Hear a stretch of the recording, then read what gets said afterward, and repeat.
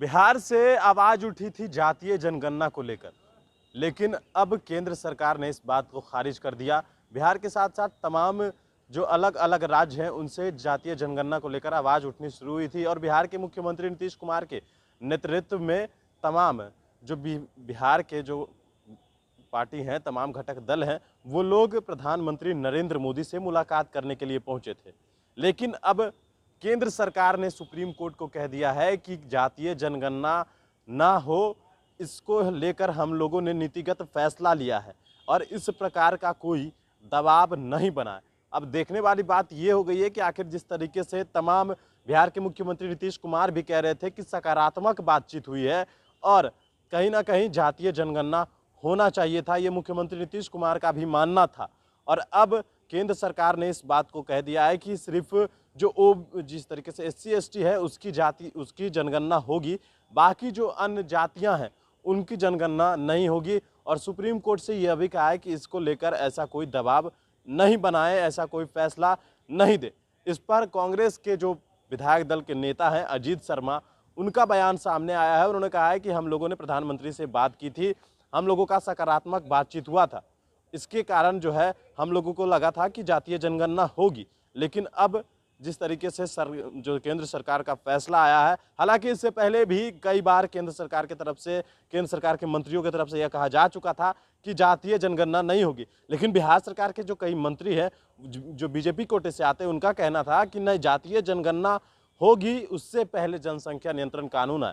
लेकिन अब केंद्र ने स्पष्ट कर दिया है कि जातीय जनगणना नहीं होगी। सुनिए अजीत शर्मा क्या कुछ कह रहे हैं इस मुद्दे पर। केंद्र सरकार ने दिया है। हम लोग जब डेलीगेशन लेके माननीय मुख्यमंत्री के डेलीगेशन के हेड वही थे और हम लोगों ने सभी दल के नेताओं से सारी बात आदरणीय प्रधानमंत्री सुना है। उन्होंने कहा था कि हम इसको समझ बूझकर चिंतन करके इसका बताएंगे। पॉजिटिव हम लोग को लगा था, लेकिन नेगेटिव उन्होंने बोला नहीं था। लेकिन हमको जो लगता है कि ये प्रधानमंत्री नरेंद्र मोदी जी सिर्फ कॉरपोरेट के लिए काम करते हैं, जनता के हित में कोई काम नहीं करते। जैसा कि आप देख रहे हैं, जवाब में उन्होंने दिया है सुप्रीम कोर्ट को कि सिर्फ SC ST का ही होना चाहिए, दबाव न बनाया जाए कि हम लोग OBC और भी जाति, हम तो सिर्फ OBC की बात, जाति जनगणना हम लोगों ने मांगा है पूरे सभी कास्ट का, ताकि वो पता चलने से क्या होगा कि हम लोग आरक्षण सही ढंग से सभी जो गरीब आर्थिक रूप से पिछड़े किसी भी जात के हो उसको हम लोग दे सकें। और सुप्रीम कोर्ट पर दबाव बना है, यह तो बिल्कुल लोकतंत्र की हत्या है।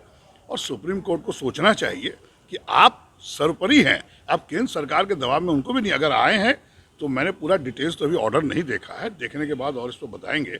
लेकिन अगर ऐसा हुआ है तो यह देश के हित में, जनता के हित में नहीं है। क्या लगता है कि आप जिस तरह से आप लोग लगातार मांग कर रहे थे, आप लोगों ने प्रधानमंत्री से भी मुलाकात की, ऐसे में अब केंद्र सरकार ने स्पष्ट कर दिया है कि जातीय जनगणना नहीं होगा, तो अब आप लोग आगे क्या करेंगे? देखिए, अगर नहीं होगा तो हम लोग बिहार सरकार से आग्रह करेंगे, जो माननीय मुख्यमंत्री हम लोगों ने किया, कि आप अपने खर्चे पर करिए। खर्चा तो बहुत है नहीं, सब सिस्टम तो बना पड़ा है। अब माननीय मुख्यमंत्री से हम लोग फिर से बात करेंगे और नहीं होगा तो हम लोग जनता के साथ आंदोलन करेंगे। यह तो बिल्कुल गलत है कि किसी भी जाति के लोगों, आर्थिक रूप से जो पिछड़े हैं, जो कमजोर वर्ग है, उनको आरक्षण मिलना चाहिए। इसलिए अगर नहीं करवा रहे हैं तो यह देश के हित में, जनता के हित में नहीं है।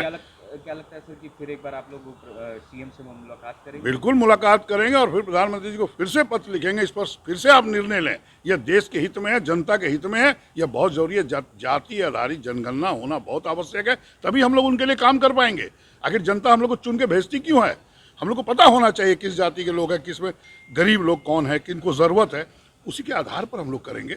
अगर सुप्रीम कोर्ट पर केंद्र सरकार दबाव बनाई है, यह तो बड़ा आश्चर्य बात है और सुप्रीम कोर्ट को भी नहीं मानना चाहिए, उनको अपना निर्णय लेना चाहिए। फिर से हम लोग इसको